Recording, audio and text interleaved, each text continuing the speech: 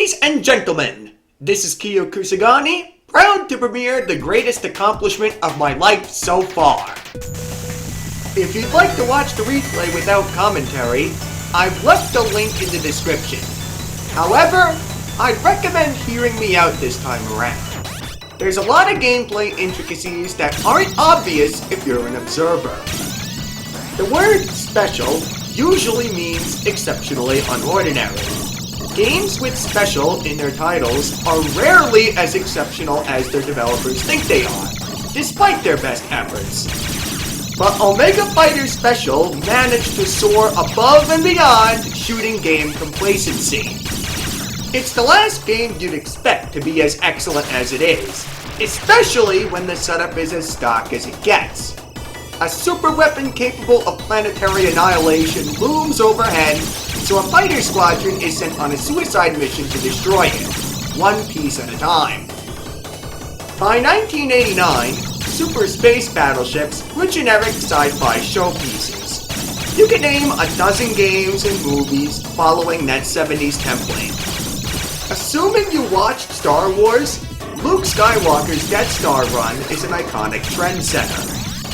Now, imagine Luke Skywalker being the greatest pilot that ever lived, going out of his way to get so close to the TIE fighters that he can gloat in front of the enemy's face before they go boom.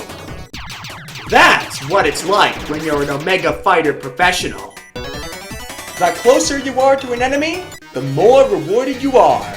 Sounds like a standard risk versus reward mechanic you'd find in a good score game, right? Not so in 1989.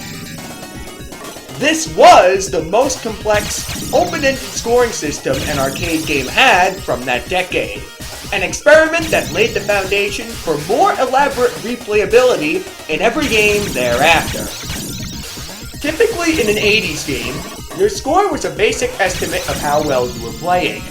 If it was in a game where it meant anything at all. You'd have a few games where it's just tacked on. Just a measure of how much time you wasted, like Mario and Mega Man 1. UPL's decision to make score a focal point in a game let Omega Fighter transcend being a decently good shoot-'em-up.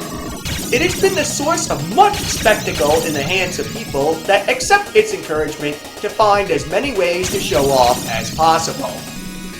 Unlike earlier games attempting to add ways to get bonus points, Omega Fighter ends after 2 loops, so you can't get a good score merely surviving.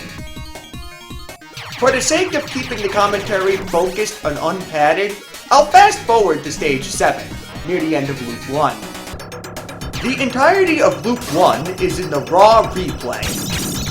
There are a gazillion ways, subtle and blunt, this game pushes you towards scoring over survival.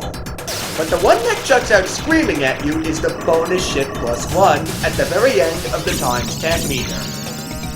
By finding the means to be right on the nose, you fill up a progress bar to earn rare nukes and extra lives, invaluable resources to get yourself through one really tough video game.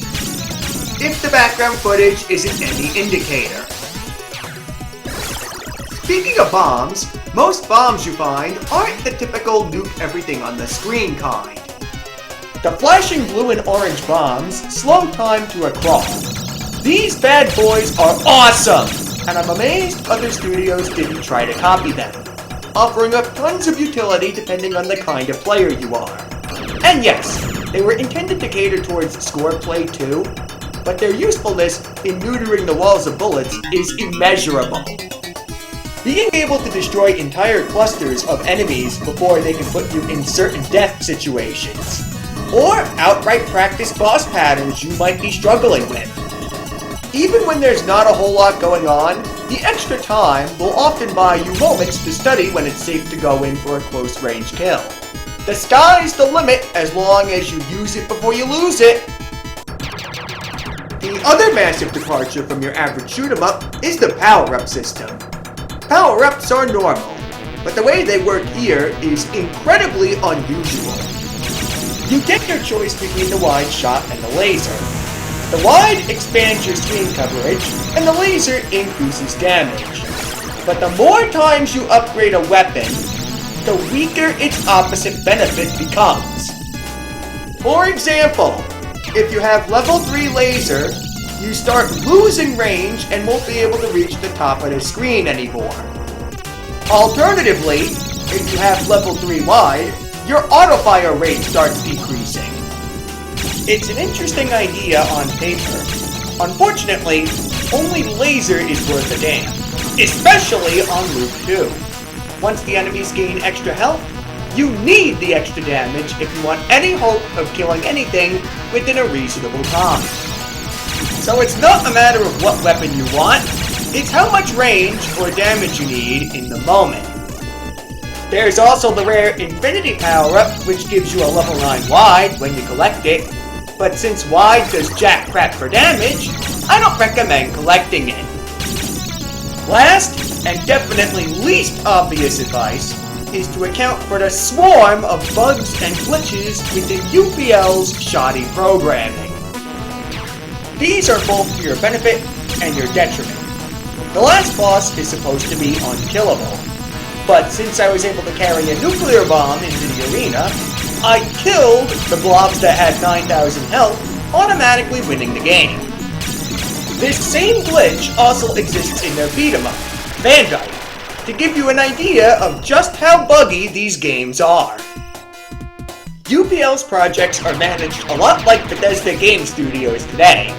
They are riddled with technical issues that nobody will care about due to the ambition and sense of satisfaction overriding most issues. From here on out, my commentary will be a little bit slower and more focused. I'll be quiet for longer stretches, letting the video speak for itself, interjecting when I want to point out a stage-specific strategy or tidbit of knowledge. Also, they managed to create 2 specific endings by cutting off the first ending early when you finish off the second battleship. One of the many examples of making the most of limited programming. Welcome back to Stage 1, beginning of Loop 2. Most of the strategies I use are unchanged between loops. The only major difference being increased enemy health and double bullet speed, making some of the things I'll describe riskier to do on the second go-round. Any good intro level gives you time to comprehend the rules before expecting more out of you, and this one is no exception. The first few waves of enemies are harmless training dummies that let you pick them off at close range, which gives you a feel for how close you need to be to get maximum score. Shortly afterwards, the most common type of enemy is introduced, letting you apply what you practice. The gray ships with circular wings swoop in, fire one bullet aimed where you stand, then try to escape. You might keep your distance the first few times you play, but then, on repeat playthroughs, you'd likely be confident enough to go close distance. Get too cocky, and you'll make idiotic mistakes like that, where your butt will crash onto an enemy's ship. Thankfully, I was still able to get the 5 million extra life. The first boss, or what the game counts as a boss, are 4 floating missile launching disco balls. These will return as a regular enemy later in the game, but using a different sprite. They shoot their load at you, then home in on your current location. If your laser is powerful enough, then you have plenty of time to home in once they're standing still and firing, wrapping up Stage 1 stylishly.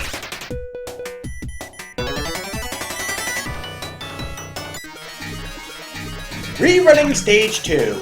The FM guitar rails going into overdrive as the music gets better and louder. If you're playing Omega Fighter Special, not the original, you'll always be given 1 red bomb here to demonstrate its explosive powers compared to normal bombs, thus creating a greater incentive to go for the bomb in the middle of the reward meter.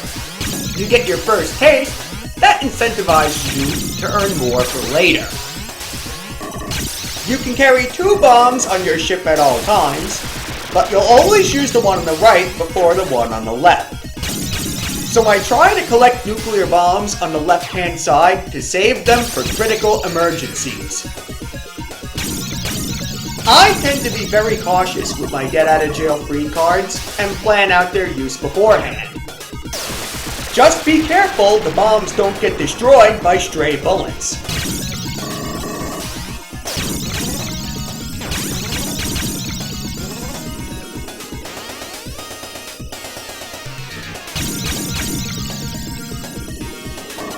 Bada bing, bada boom, I made the fight against these dumb bots effortless. I knew I was gonna fill up the meter and get another bomb immediately.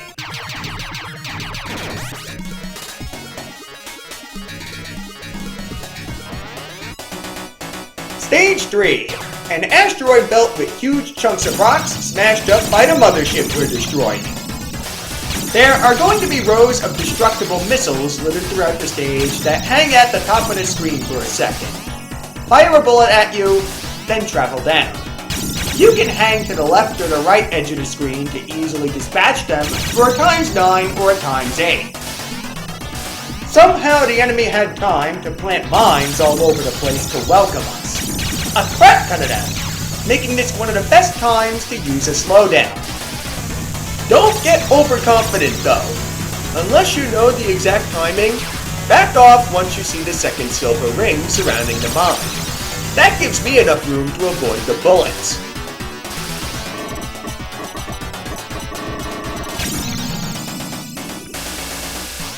I have no idea what causes these corrupted, teleporting glitch tiles to appear every once in a while.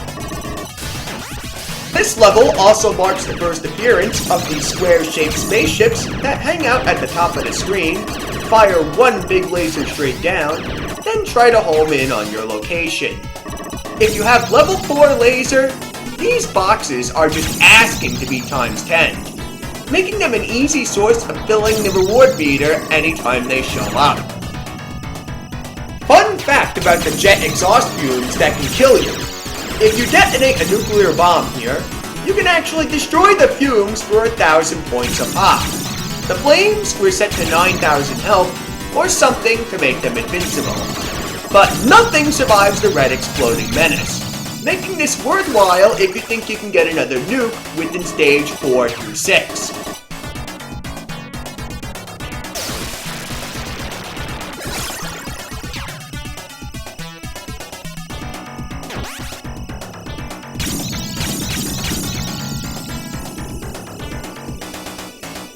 Here's 4 laser disc players slapped onto a spaceship, trying to kill you using the power of music.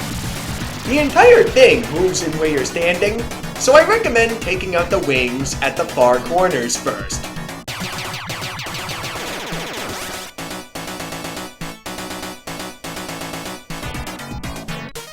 Heading into the 4th stage, the halfway point, some of you might be wondering, what's the difference between regular Omega Fighter and Special? That would be a good question. There aren't any drastic changes between the original and the update, but all the changes that were made are rebalances and quality of life upgrades that make a great game even better. You couldn't continue in the original Omega Fighter. If you ran out of lives and you didn't have a second person to start on the second player side, you were out of luck. Special allows you to restart from the beginning of the level you continued on, which was a godsend for anyone trying to learn how to fight the last boss. You didn't have to go through the entire game again to figure out which way those bullets moved. Plus, it was more profitable. The smaller changes are the real superstars though. More slowdowns are scattered throughout the game to give you more opportunities to imitate the Matrix. More power-ups to let you switch between long range and mad damage. Most crucially, laser power-ups were added to Stage 7 when that level had nothing originally, making it nowhere near as stupid.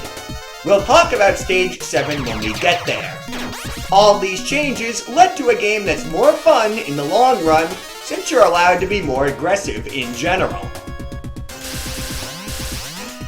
Stage 5. Our orders are to take out the last of the exterior power generators before delving into the belly of the battleship. We gotta shoot the cores. Or do we? If you don't destroy any of the giant red cores you're instructed to, you get to repeat a good chunk of the level. with all its power-ups respawning. If you died at any previous point, or you're weak right now, this is your best chance to both get yourself powered back up and collect a bomb for Stage 7. This is also the last time filling up the bonus meter will be remotely easy without risk of dying. So this would also be a good place to deliberately plan getting a nuclear bomb, if you're going for that strategy. Despite all my accomplishments with this game, there's a special bonus for absolute madmen I have never achieved. Not as of June 2022, anyway. If you go through an entire level only getting times 10s and nothing lower, not even once, you're awarded a special bonus of 1 million points on top of the regular 100,000 you usually get. Can you imagine someone actually pulling that off in any level of Loop 2? The amount of stress that would go into the sake of only the greatest gaming performance anyone can accomplish? It's a true testament to the replay value of Omega Fighter. I can see myself pulling it off in Stage 1, Loop 1. If I ever get a special bonus, you'll get another video of this game out of me in the future. I'll catch you on Stage 6.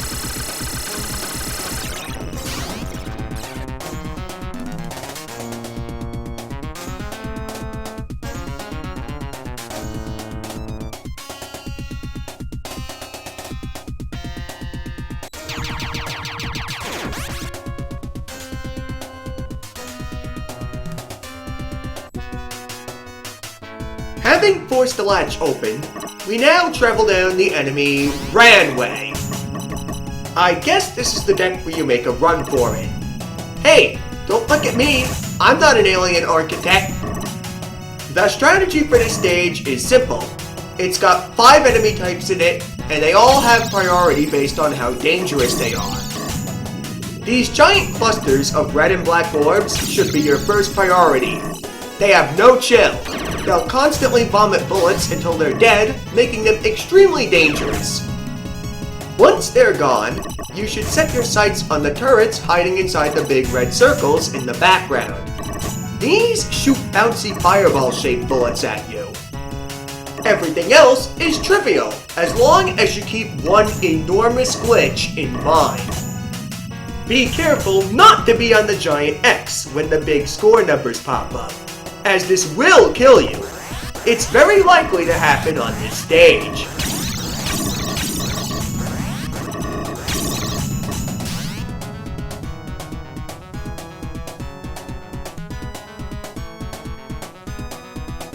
Stage 7 might as well be the 7th circle of hell. It's the hardest stage in the whole game. Even its Loop 1 counterpart outdoes the beginning of Loop 2. It deserves its own walkthrough. If you manage to carry any kind of bomb with you into the stage like I advised, you're in pretty good shape. If not, good luck. I have never succeeded getting through this area in Loop 2 without a bomb. Try to hang on to your bomb until you see the first row of turrets. Ideally, you want to make it to the second row to eliminate the greatest threat to your run. The bigger ships tend to linger around in the same place to fire straight down, but the turrets can make things go out of hand very quickly if they're allowed to blow their load of bullets. Take them out first, then chip away at the bigger ships to clear room to the right.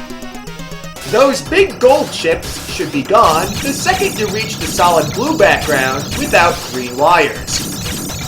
If they're all gone and it's just turrets and teleportation ships, congratulations! You've made it out of one of the hardest parts of the game, and it's just a little while longer till you can breathe easy. I got shot since I couldn't get in close enough to deal with those suckers. Thankfully, since this is Omega Fighter Special, it shows some mercy and gives me a laser power-up to actually do damage against the boss. This ain't a perfect walkthrough, but it shows an effective plan in action.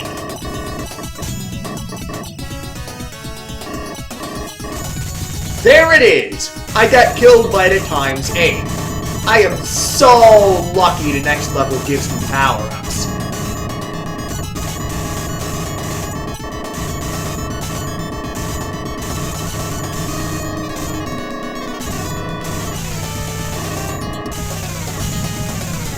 This dumb bot is supposed to be moving around, but sometimes it glitches and it stays in place, letting you abuse a safe spot.